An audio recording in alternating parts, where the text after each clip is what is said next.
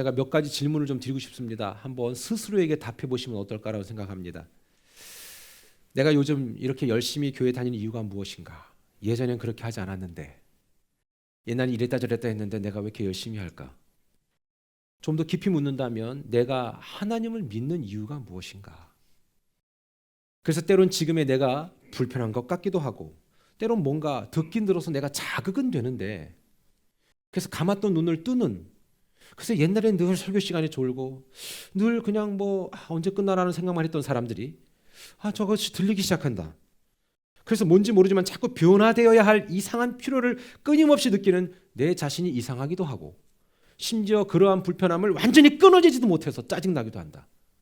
혹시 그런 분이 계시다면 그런 분은 성령이 지금 그 사람을 터치하고 있는 겁니다. 우린 이거를 알 필요가 있다는 겁니다. 성령은 인격적인 분입니다. 이 땅의 종교들은요, 내가 뭔가에 소망이 있을 때, 내게 뭔가 소원이 있을 때에 내가 막 나의 열망을 막 간절히 부르짖어서 얻어내는 것이라면 얻어낼 수도 없어요. 하나님은 그런 분이 아니에요. 그분과의 관계를 중요시 여기고 내 마음의 중심과 내 의도를 늘 존중하시는 그분이 하나님이십니다. 저는 그렇기 때문에 오늘 이 설교 또한 저와 여러분이 하나님과의 관계 안에서 답을 얻게 되는 놀라운 기적이 있기를 축원합니다. 그것 없이는요, 설교는 설교라는 말밖에 안 돼요. 그래서 이런 말이 있잖아요. 막 잔소리하는 사람한테 뭐라고 얘기해요? 너 나한테 설교하지 마 이러잖아요. 난 어쩌다가 설교라는 것이 그렇게 잔소리와 같은, 또는 사람을 재우는 그러한 내용이 되었을까? 안타깝지 않을 수 없습니다. 설교는요, 사람을 살리고 죽이는 겁니다. 저는 그렇게 믿습니다. 저는 오늘 여러분이 설교 한 편만 제대로 들어도 우리 인생이 살아나는 기적이 일어날 줄 믿습니다. 우린 교회를 다니고 신앙생활을 하기 시작하면요, 이러한 스스로의 질문이 있어야 되는 거예요. 나는 지금 무엇을 향해 가고 있는가? 나는 요즘에 어디를 향해 가고 있는가? 여러분 질문하십니까? 이런 질문 있으셔야 돼요. 우리가 어딘가 새로운 목적지를 향해 갈 때 가야 할 곳, 그 목적지를 분명히 알아야 됩니다. 주소 알아야 됩니다. 비행기를 타도 내가 어디로 가야 할 목적지가 있는 거고, 운전을 해도 마찬가지입니다. 심지어 배를 타도 그래요. 여러분, 저는 내비게이션의 예화를 좀 많이 들어드렸습니다. 자, 우리가 어디를 새로운 데를 갈 때, 내가 알지 못하는 그 길을 걸어갈 때는 목적지를 찍지요. 목적지를 찍은 건 못지않게 중요한 게 있습니다. 내비게이션은 반드시 무엇을 자기 스스로 찍습니까? 내 위치를 모니터합니다. 네가 지금 있는 위치가 어디냐는 겁니다. 너가 있는 위치가 여기인데 너가 있는 위치에서 목적지까지는 이렇게 간다고 안내하는 거죠. 내가 있는 위치를 모르면 목적지에 갈 수 있다 없다? 없다라는 겁니다.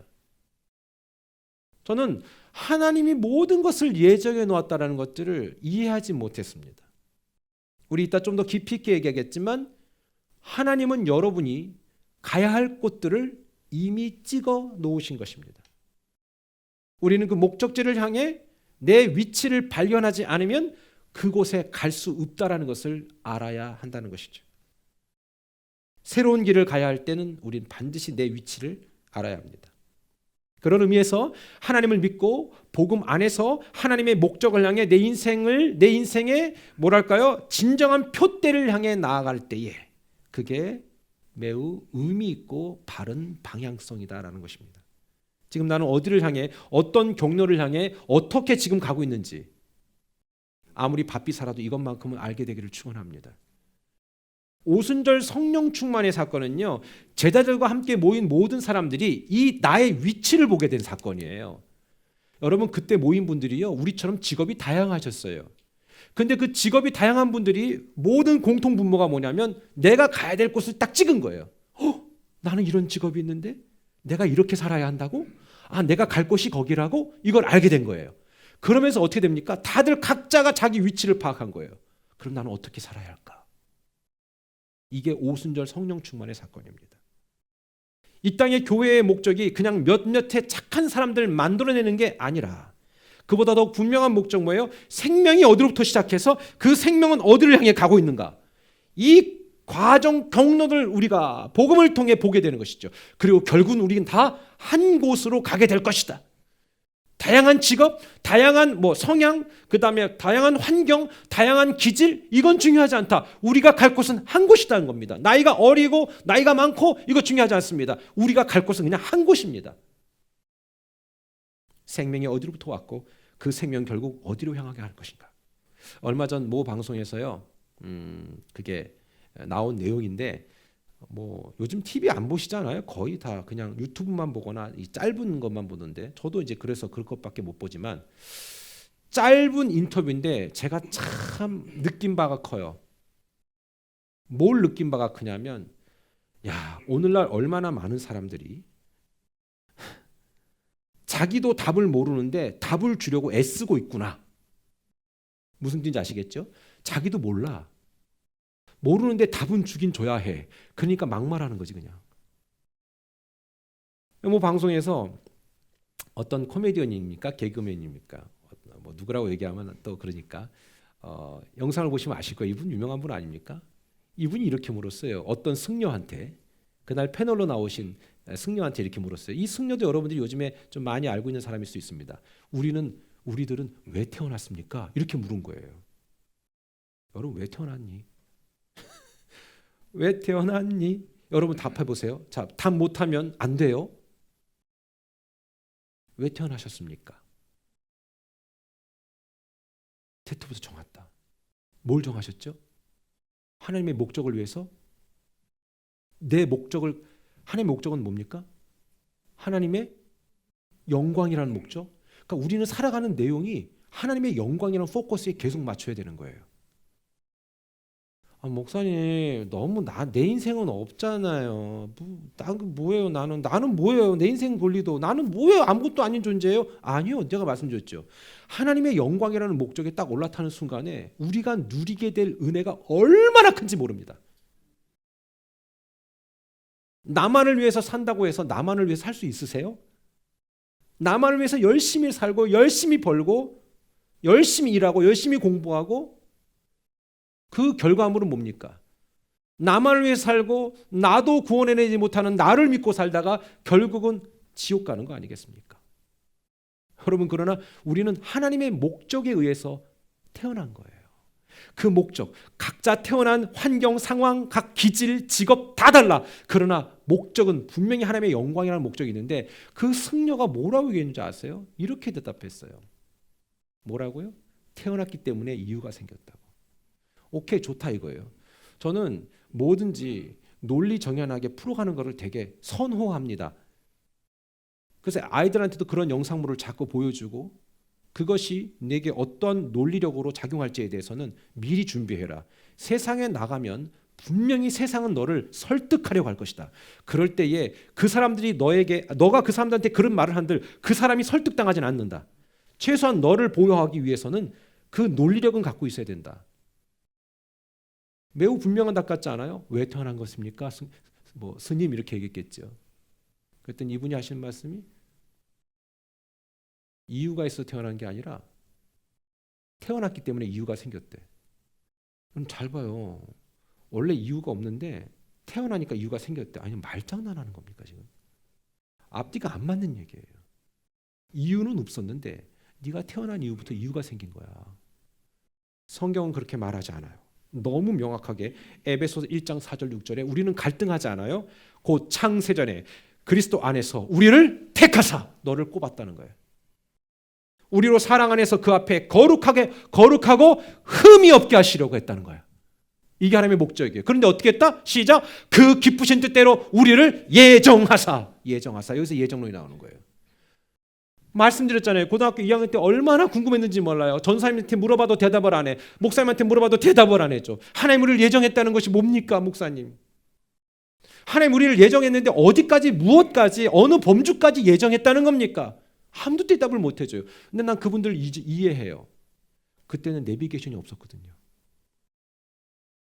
이건 학교에서 배운 것도 아니고 하나님이 말씀을 준비하면서 성도를 사랑하는 그 마음들 때문에 답을 주신 거라고 생각합니다. 믿으시면 아멘. 뭐냐면 하나님이 예정했다는 게 뭐냐 이거예요. 하나님이 나를 예수 믿기로 다 예정해 놓으시고 하나님이 나를 하나님의 자녀로 예정해 놓으셨기 때문에 나는 반드시 천국 가는구나. 이게 아닙니다. 하나님은 우리들에게 뭡니까? 네 목적지를 내가 찍어줄게. 딱 눌러준 겁니다. 넌 내가 가라는 곳만 가. 물론 가다가 네가 길을 잘못 들어설 수도 있어. 그럴 땐 빨리 경로 새롭게 설정해. 그리고 빨리 그 경로를 바꿔. 제가 말씀드렸어요, 초반에. 하나님 우리들에게 우리들의 위치를 알기 원하는 거예요. 네 위치가 지금 어디 있느냐? 너 지금 제대로 그 경로를 향해 가고 있느냐? 너가 지금 이 가고 있는 길이 내가 너에게 준 최적의 경로냐? 나는 분명히 너한테 가르쳐 주었다. 나는 이것들을 다 예정해 놨고 나는 모든 사람들에게 이것들을 알 수 있는 지혜와 능력과 환경을 이미 허락해 놓았고 나는 다 제시해 주었다. 이게 예정입니다. 그러나 우리 하나님 거기에 겸하여 주신 게 뭐라고요? 네 글자, 자유의지.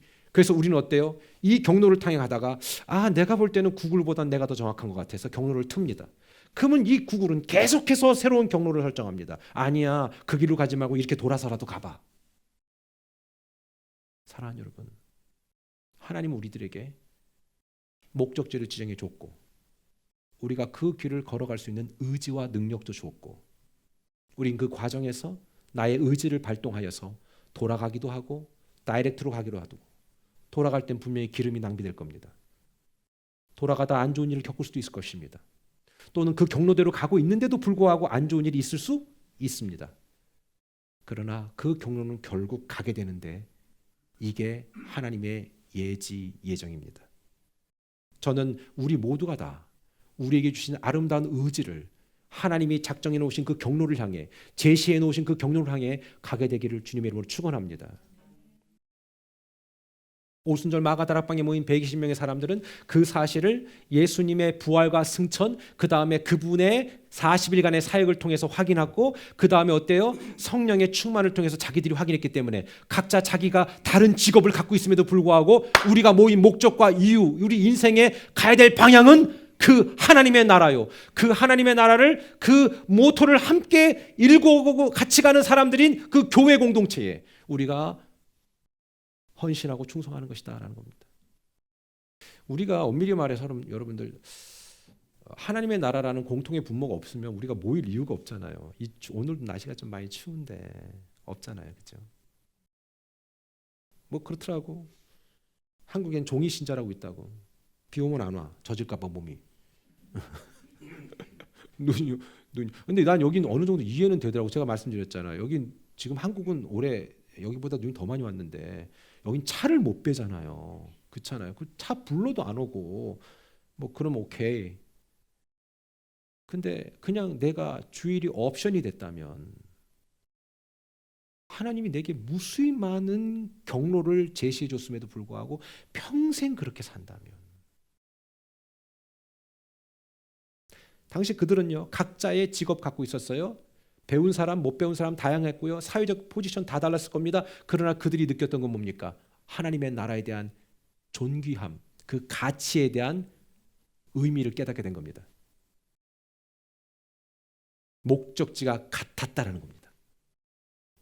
은혜 받았다라는 것은 우리가 함께 같은 목적지를 향해 지금 나가고 있다는 걸 얘기하는 겁니다. 직업 다 다르시잖아요. 그러나 하나님의 나라라는 공통의 목적 때문에 모였고 오늘도 우리는 이렇게 예배 때 설교를 듣지 않습니까? 그리고 우리가 아멘으로 믿음으로 화답하는 거 아니겠습니까? 여러분 안 그러면요 정말로 억울한 거 아닙니까 여러분? 바울도 이걸 너무 잘 알아가지고 예수 그리스도에게 부활이 없었더라면 세상에 제일 불쌍한 게 너희다 이렇게 얘기했어요. 저도 그럴 것 같아요. 아니 부활 없고 우리가 나중에 주님과 함께 평생 영원히 평생이란 말도 틀리지. 영원히 forevermore 영원히 그분과 함께 살 수 있다라는 그 확신과 확증이 없다면 우리가 뭐하러 예수님 믿어요 여러분. 탱자탱자 놀다가 그냥 인생 뭐 있어 그리고 그냥 화끈하게 살다가 지옥 가버리면 되지. 그게 아니잖아요. 많은 의학도들이 실제로 죽음에 대해서는 어때요? 아무런 의식이 없는 상태다라고 해석했던 분들이 많습니다. 내가 죽음 이후에 의식이 없는 상태, 그 어떤 것들도 그냥 소멸 상태라면 교회는 뭐하러 가? 예수님 뭐하러 믿어? 우리 이런 얘기 하잖아요, 여러분. 교회 안 다니는 분들이 이런 얘기 하잖아요. 야, 너 정말 너무 연약한 존재들이야. 야, 인생 뭐 있냐? 한번 그냥 화끈하게 살다 가면 끝이지. 찌질하게 말이야. 뭘 또 의지하고 말이야. 죽을 때 보라고 한번. 그게 그 표정 나오나? 발발발발 떨지. 죽음 앞에. 복음이 있다고 하는 제 어머니도 돌아가시기 전에 주님 뵙기가 두렵다 그러셨어요. 두렵지. 우리가 다 허물이 많은 존재인데. 그러나 죽음 앞에 딱 쓸 때에 마지막 눈을 감았다 딱 뜬 숫자에 그 시점에 눈이 그냥 저와 여러분은 그런 상황이 연출되기를 축원합니다. 성령님은 지금 이 시간도요 우리에게 감동을 주는 거예요. 그리고 깨달음을 주시고요 믿음 주셔요. 내가 무엇을 어떻게 결정할지에 대해서 끊임없이 지혜를 주시는 거예요. 근데 우리가 거절하고 거부할 때가 얼마나 많습니까? 심지어 사도행전 2장 17절에는 하나님이 말세에 내가 내 영으로 어때요? 내 영을 육체에 부어준다. 다 준다는 거야. 다 준다. 그러니까 성령, 목사님 저는 성령이 없는 것 같아요. 이런 경우는 없습니다. 각자 성향과 기질대로 어떤 사람은 좀 요란하게, 어떤 사람은 좀 얌전하게, 어떤 사람은 약간 좀 지독하게, 어떤 사람은 조금 더 이런 방식으로 성령의 임하심은 다 있지만 나는 성령이 없는 것 같아요. 없을 수는 없습니다. 예수님도 물과 성령으로 거듭나지 아니하면 하나님의 나라에 갈 수 없다고 했습니다. 교회에 앉아있는 그 시간이 길다고 해서 구원받는 거 아닙니다. 저와 여러분 각자에게 성령께서는 이런 깨달음을 주시고 내가 어떻게 해야 될지에 대해서 지속적으로 자극을 허락해 주시는 겁니다. 성령은 지금 이 시간도 말씀하고 계신 겁니다. 고린도전서 2장 13절에 보면 우리가 이것을 말하거니와 시작 사람의 지혜가 가르친 말로 아니하고 이렇게 가르쳐진 것으로 하지 않는다는 겁니다. 시작 오직 성령께서 가르치신 것으로 하니 영적인 일은 영적인 것으로 분별하느니라. 말 잘한다고 복음이 증거되는 게 아니더라고요. 성령께서 그 사람들에게 영적인 자극을 주시고 영적인 분별력을 가지고 허락된 은혜가 있을 그때에 귀가 팍 열리는 거예요. 안 그러면 평생 교회 안에 앉아 있어도요 그렇게 가고 또 가고 나이 먹고 죽어서 지옥 갈 수 있습니다. 우리가 약속하신 성령을 사모하고요 그 지혜를 구하면 놀라운 은혜로 이끄시고 인도해 주시고 말씀해 주시는 거예요. 저는요 정말 자주 성령의 도움을 구합니다. 왜냐하면 당연하지요. 전 지혜가 없기 때문에 그렇습니다. 말도 잘 실수하고요 성격도 급하고요 온통 부족함 투성입니다. 그래서 날마다 성령의 도움을 구하는 겁니다. 성령님 도와주세요. 성령님 우리 사랑하는 성도들에게 지혜로 말씀해 주시기 위해서 제가 걸림돌이 되지 않게 해주세요. 구약 성경을 보면 순종하기로 작정했던 두 사람이 있는데 들으셨을 거예요. 부살렐과 오홀리압. 우연히 한국에서 빵집을 가다가 빵집 이름이 부살렐과 오홀리압이라는 걸 봤어요. 성경을 좀 이렇게 사모했던 분 같아요. 부살렐과 오홀리압이 누구냐면 하나님이 성막을 만들라는 일을 모세에게 딱 지목하니까 모세가 누구를 시키면 좋을까 고민했어요. 고민되죠. 아무나 시켰다가 또 막 해볼게 막 이러다가 또 나중에는 싹 사라질 수 있거든요. 안 그러겠어요, 여러분? 모세가 고민하는데 제가 괜찮을 것 같아. 불러서 야, 너 하나님 이런 목적 있는데 너 한번 해볼 테냐? 하나님은 억지로 안 시킵니다. 하나님은 말만 하는 사람 좋아하지 않아요. 근데 그들이 뭐냐면 해보겠습니다 이렇게 했어요. 그러면서 어떻게 했냐면 막 사모했어요. 그러니까 어떤 현상이 일어납니까? 한번 읽어볼까요? 출애굽기 31장 6절에 시작. 내가 또 단지파 아히사막의 아들 오홀리압을 세워 그와 함께 하게 하며 지혜로운 마음이 있는 모든 자에게 내가 지혜를 주며 그들이 내가 내게 명령한 것을 다 만들게 할지니. 우리가 교회에서 뭔가를 감당하고 하나님의 목적을 위해서 각 사회에서 여러분의 위치에서 무언가를 해결해 나가는 능력은요 저와 여러분이 그것을 사모하고 하나님의 목적을 위해 쓰임받기를 원할 때 주시는 그 지혜와 능력이 있는 줄 믿습니다. 말씀드렸잖아요. 앞에 나와서 설교 한 편을 하는 것도요 여러분 하나님이 내게 은혜 주시지 않으면 한마디도 못할 겁니다. 그걸 경험했을 때는요 지옥 같더라니까. PC에 딱 앉아서 7시간을 가만히 있는데 아무 생각도 없을 때 있어. 그럴 땐 세상에 저주도 이런 저주가 없겠다. 저는 남의 설교 카피하지 않거든요. 여러분 뭘 얘기하는지 아십니까? 우린 누구나 다 매일 항상 하나님의 은혜를 사모하고 촉구하고 하나님 없이는 나는 할 수 없다라는 것을 고백하는 믿음, 이게 하나님을 범사에 인정하는 모습 아니겠습니까? 잠언 2장 6절에 이렇게 말씀합니다. 시작. 대저 여호와는 지혜를 주시며 지식과 명철을 그 입에서 내심이여. 그러니까 여러분들 뭔가 아이디어가 안 떠오를 땐 이렇게 기도하세요. 하나님 내게 지혜를 주세요. 나는 할 수가 없어요. 나는 몰라요. 그러나 하나님 내게 지혜를 주세요. 여러분의 사업장도 그렇게 운영하셔야 됩니다. 네? 여러분 어르신들도요. 여러분들한테 와가지고 여러분들이 와가지고 이렇게 물어보면 되게 좋아하세요. 제가 이번 설교를 준비하면서요. 저도 몰랐던 사실 한 가지 알았는데요. 가끔 마트를 가면서도 난 전혀 내 관심이 없었어요. 전혀. 근데 이걸 준비하다가 깨달은 게 있어요.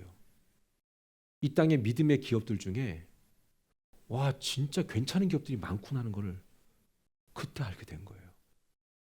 그분들이 기업을 이끌어가는 이 모토와 어떤 사명 선언문은요. 정말 깜짝 놀라요. 깜짝 놀라. 제가 무슨 배터리에 관심이 있겠습니까? 제가 뭐 배터리 볼 일이 없잖아요. 여러분 관심이 있으세요? 근데 이 설교를 준비하면서 이 기업체에 대해서 좀 이렇게 서치하다가 보니까 이젠 그 배터리가 보이더라니까. BJ에 갔더니 배터리가 다 이 회사 거야. 난 그 전까진 몰랐어요. 여러분 아셨어요? 인터스테이트 배터리. 나는 처음 보는 회사인데 BJ 가봐요. 이거 다 이거예요. 이거 한쪽 사이드에 배터리 있죠. 다 이 회사예요. 배터리. 그런데 이 기업이 이 회사의 사명 선언문이 있거든요. 뭔 줄 아세요?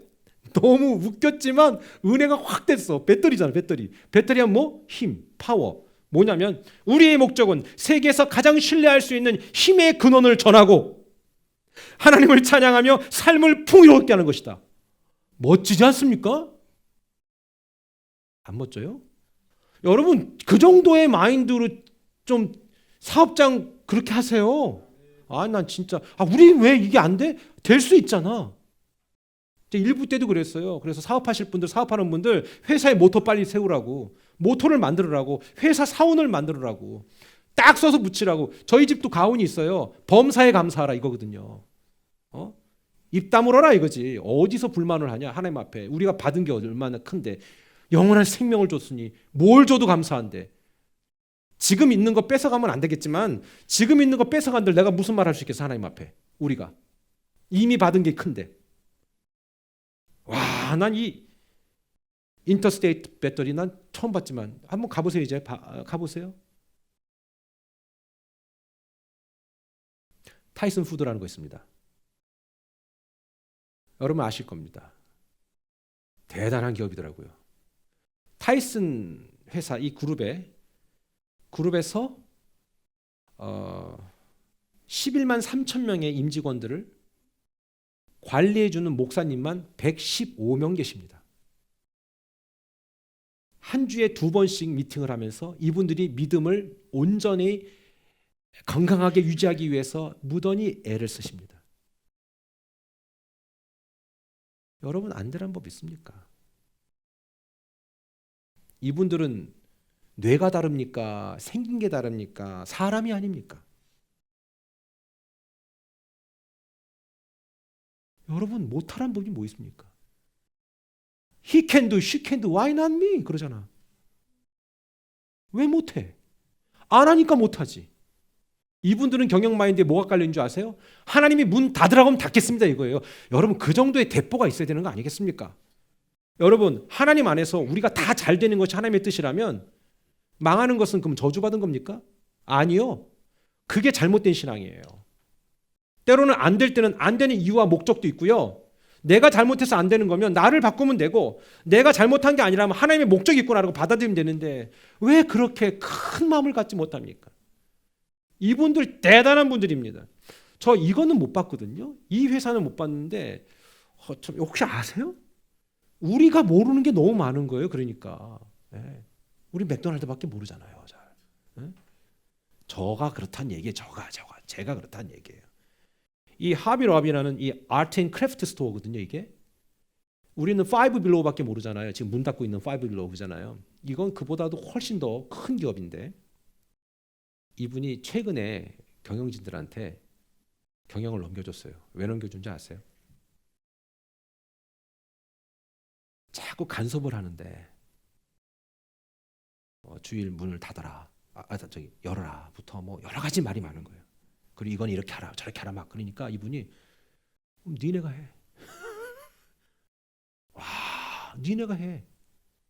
라고 얘기하고 다 넘겨버렸어요. 나는 타협 안 해.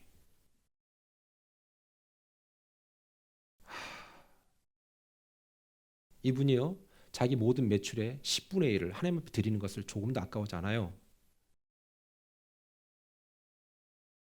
우리 월급의 10분의 1 내는 거 발발발발 떨 때 있잖아요. 소득의 10분의 1 내라고 해보세요. 매출. 매장 내 할인액의 10%를 그렇게 헌신하고 고객들에게 기부한 만큼을 또 할인해 줍니다. 그 인기는 계속해서 끝도 없습니다. 그래서 난 이 계산이 뭔가? 할인해주고 할인한 만큼 고객들한테 또 할인해줘? 이게 무슨 계산법이지? 전 잘 모르겠어요. 근데 이분이 사명선언문이 뭔지 아세요? 우리의 사명은 성경의 원칙과 일치하는 방식으로 회사를 운영함으로써 우리가 하는 모든 일을 통해 주님을 높이는 것입니다. 멋지지 않아요? 아우, 난 why not me? 왜 나는 안 돼? 나도 할 수 있다. 우리 해보자. 옆 사람한테 얘기하세요. 우리는 할 수 있다. 시작. 우리는 할 수 있습니다. 나는 좀 이렇게 좀 대포가 큰 사람 여기 나왔으면 좋겠어. 난 그래서 내가 하나님한테 회개한다니까 내가 대포가 없나 보다. 여러분 이미 제가 하도 소개해서 아시겠지만 칙필레이 회장이 있죠. 소천하시고 나서 손자가 그걸 물려받았습니다. 모든 회사의 운영진들이 다 손자한테 주자고 그랬어요. 그 사람이 지금 회장입니다. 근데 그 회장이 취임 선서할 때 어떻게 했는지 아세요? 난 내 할아버지의 믿음을 그대로 전수해서 그대로 적용할 겁니다. 우리 기업의 주인은 하나님이십니다. 와, 그 칙필레이 매장 오픈할 때 어떻게 했는지 아세요? 성경을 콘크리트에 묻어버리더라고. 말씀의 기초를 삼겠다. 멋지지 않습니까? 목사님 뭐 그런 이벤트가 중요합니까? 이벤트라도 하고 좀 얘기하자고. 여러분 멋지지 않아요? 솔직히? 난 이 설교 준비하면서 내 마음이 막 준비하면서 뜨거워지더라고. 미국 전역에 지금 한 가지 바람이 붑니다. 칙필레이 매장한테 너희 휴게소 주일날 매번 안 여는데 그러면 이거 빼 이렇게 얘기하는 거예요. 난 지금 되게 기대가 돼. 어떻게 나올지 결정이 날지. 칙필레이가 어떻게 결정할지 모르겠어. 여러분 주일날 계속 운행하고 그 휴게소 들리면 뉴저지도 있던 것 같은데 칙필레이는 문 닫았어요. 여러분 대포를 가져요. 그리고 망하면 어때?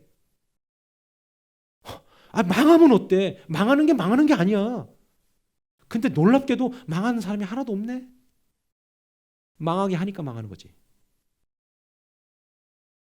난 믿음의 대포가 필요하다. 여러분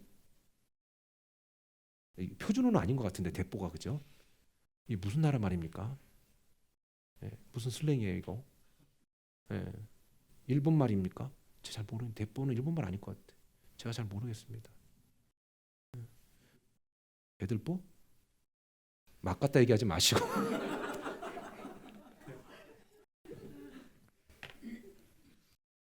우리 좀 멋지게 진짜 한번 해보자.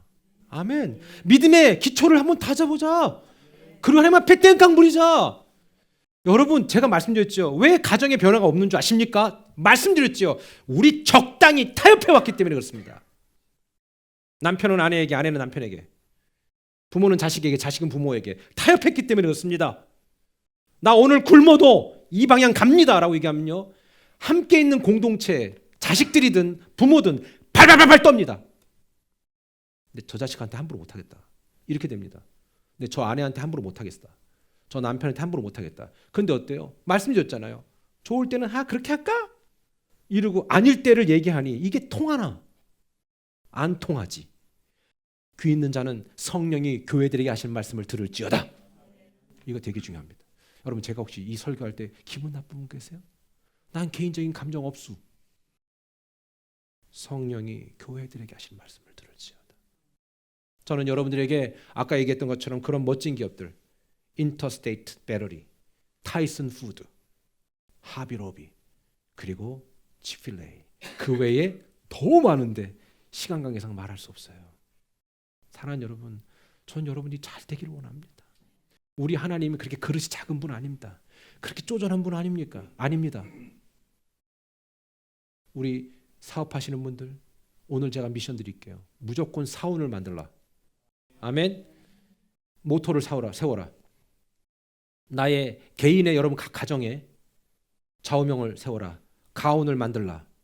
올해 1월 미션입니다. 각 가정은 가온을 만드십시오. 기도하면서 만드십시오. 잘 먹고 잘 사는 거 이런 거 하지 마세요. 그런 유치하게 놀지 마세요. 건강, 온전히 건강하기 이런 거 하지 마세요. 그럼 죽으면 어떡할 건데? 하나님 원망할 겁니까? 아니요. 기대됩니다. 1월 주는 미션. 가온을 만들라. 가온을 만들어서 2월 달에는 전시회를 하겠습니다. 그래서 여기다가 붙일 겁니다. 딱 한 달만 전시할 겁니다. 각 집안의 가훈. 우리 집안의 가훈. 아내와 남편이 마음이 안 통한들 상관없습니다. 그냥 추진하십시오.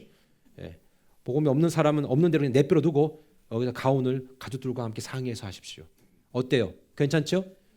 1월 안에 오늘이 며칠? 21일. 그러니까 이제 며칠 안 남았습니다. 기도하면서 정하십시오. 고민하면서 정하지 말고 하나님, 내게 지금 우리 가정에게 부족하지만 강화시킬 것이 무엇입니까? 하나님, 내게 지혜를 주고 우리 가정에게 지혜를 줬어. 이걸 모토로 삼겠습니다. 그래서 저는 어머니 영정사전에다 박아놨습니다. 그냥 범사에 감사하라. 범사에 감사하라. 노찍. 불평할 게 없다는. 찍소리 하지 말아라. 그걸 가운을 하셔도 괜찮습니다. 노찍. 괜찮아요. 하나님과 함께 하나님을 위해 그 목적과 계획에 동참하길 원할 때 하나님은 반드시 누구라도 예외 없이 기적을 만드십니다. 저는 그것을 믿습니다. 앞서 말씀드린 그 기업들, 그 기업 외에도 여전히 하나님의 영광과 복음 증거를 위해 쓰임받기를 원하는 개인, 가정 그리고 사업장 대부분 그 목적을 이루기 위한 하나님의 공감으로 역사가 일어났던 것입니다. 저는 오래전 바울이 은혜 받고 하나님과 목적을 같이 할 때 그 당시 그 사람이 갖고 있었던 직업은 텐트 메이커였습니다. 전 분명히 바울이 텐트 끝내주게 팔았을 거라고 생각합니다. 어느 텐트보다도 유명했을 거라고 생각합니다. 그리고 엄청 잘 팔았을 거라고 생각합니다. 그러니까 세계에 선교를 했죠. 여러분, 어느 정도 벌어야 세계에 선교할 수 있어요? 잘 팔았던 거예요. 그분이. 그 분야의 전문가인 거예요. 바울과 그 목적을 함께했던 브리스길라와 아굴라 부부도 동업자입니다. 이 사람들 그런 삶을 살았습니다. 여러분, 뭔가를 동업할 때 동업하는 사람들이 말씀대로 뭔가를 추진하지 않을 때는 절대 같은 배를 타서는 안 됩니다. 그것은 악의 수렁텅이로 들어가는 겁니다. 그래서 이런 책이 있죠. 또 번쩍이는 것이 다 금은 아닙니다. 사도 베드로를 통해 은혜 받아 섬김과 구제 사역을 힘썼던 도르가라는 여자가 있습니다. 이 여자는 구제에 힘쓰고 정말로 많은 것들을 쓰임 받았습니다. 이 여자 집안은 점점 더 잘 됐고 더 많은 일들에 크게 쓰임 받았습니다. 저는 성경엔 잘된 것도 있고 안 된 것도 있다고 생각합니다. 그러나 하나님 볼 때는 이게 안 된 게 아닙니다. 여러분 볼 때 막 잘 되는 것 같을 때 이게 다 잘 되는 게 아닐 수 있습니다. 하나님 우리의 마음을 보고 중심을 봅니다. 하나님은 당신의 목적에 부합하는 순간에 역사하시는 것이죠.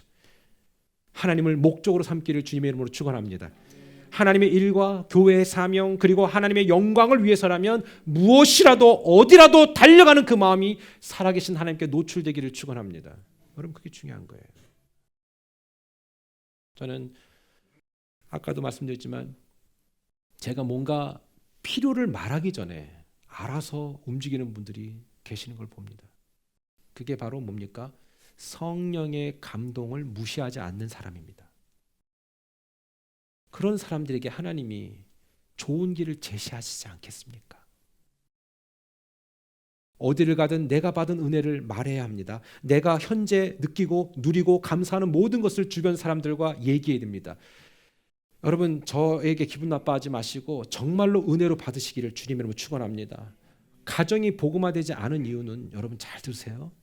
하나님의 때가 더 필요하거나, 잘 들으세요, 좀 더 시간이 필요할 수 있습니다. 그렇죠? 그건 우리가 스스로 선택한 거니까 어쩔 수 없습니다.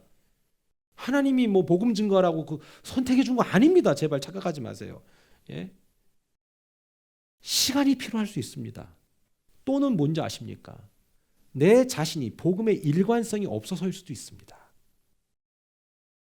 여러분, 이거 명심하셔야 합니다.